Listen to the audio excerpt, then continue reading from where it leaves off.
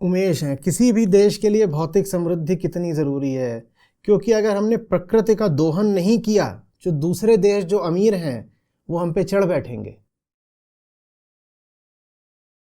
अमर चित्रकथा से बाहर आए पहले, उसके बाद हम बात करें। प्रकृति का दोहन करने से गरीबी छाती है, अमीरी नहीं आती है। बेसिक इकोनॉमिक्स कितनी बार समझाया है कि स्पिरिचुअलिटी, इकोनॉमी और इकोलॉजी ये एक साथ चलते हैं। इन्वायरमेंटल डिस्ट्रक्शन की ट्रिमेंडस इकोनॉमिक कॉस्ट होती है। पर यहाँ पे आपके प्रश्न में मान्यता क्या छुपी हुई है कि जो देश प्रकृति को बर्बाद करते हैं वो सबसे आगे निकल जाते हैं, और अगर हमने भी प्रकृति को बर्बाद नहीं किया तो वो हम पर हावी हो जाएंगे। कैसे हावी हो जाएंगे भाई? इन्वायरमेंटल डिस्ट्रक्शन और इकोनॉमिक डिस्ट्रक्शन तो साथ साथ चलते हैं। नहीं जानते आप? इतनी तो उस दिन बात करी थी, अभी कल परसों में ही वो वीडियो हुआ आया है, पढ़िए, उसमें देखिए कि जो आप प्रकृति का नाश कर रहे हो इसकी इकोनॉमिक कॉस्ट भी कितनी बड़ी है। मान्यता यही है कि इस संसार में जीतने के लिए कमीना होना बहुत ज़रूरी है। अगर हम अच्छे बन के रह गए, अगर हम महात्मा गांधी बन के रह गए तो सारी दुनिया हम पे चढ़ जाएगी। इसीलिए हमको बिल्कुल ही एक एंटी हीरो होना ज़रूरी है। नायक नहीं, खलनायक हूं मैं, और जब मैं खलनायक बन जाऊंगा तो मैं जीत के दिखाऊंगा। नायक वो तो सिसीज होते हैं, दब्बू। नायक तो बस यही बोलते रहते हैं, अहिंसा परमो धर्म।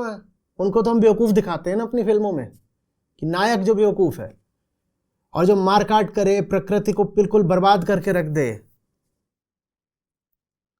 ये यहाँ उदित बैठे हुए हैं, मुझे दिखा रहे हैं कोई, ये सबको डाल दो, कम्युनिटी पर ही डाल दो।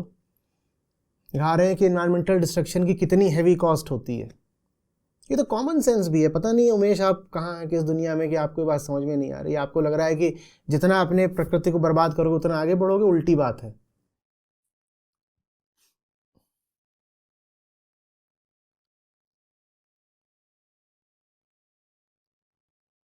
ये जिसने भी आपके मन में डाला है ना कि जीने और जीतने के लिए, बिल्कुल ज़मीनी भाषा में कहूं तो हरामी होना ज़रूरी है, जिसने भी आपके मन में डाला है वही नंबर 1 का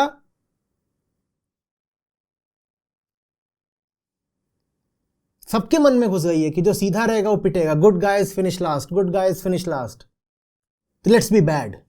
अरे गीता पढ़ के थोड़ी जिंदगी चलती है। ये डायलॉग सुना है कि नहीं सुना है? अजी गीता से थोड़ी जिंदगी चलती है। गीता से जो जिंदगी नहीं चलती वो जिंदगी नहीं है, मौत है फिर। अजी आचार्य जी का तो ठीक है, ये तो बैठ गए, इनको डोनेशन का पैसा आता है। हम तो असली दुनिया में जी रहे हैं ना। असली दुनिया में तो बेईमानी और घपलाबाजी और हिंसा करनी ही पड़ती है। अच्छा, तुम असली दुनिया में जी रहे हो और मैं नकली दुनिया में जी रहा हूं। शाबाश बेटा।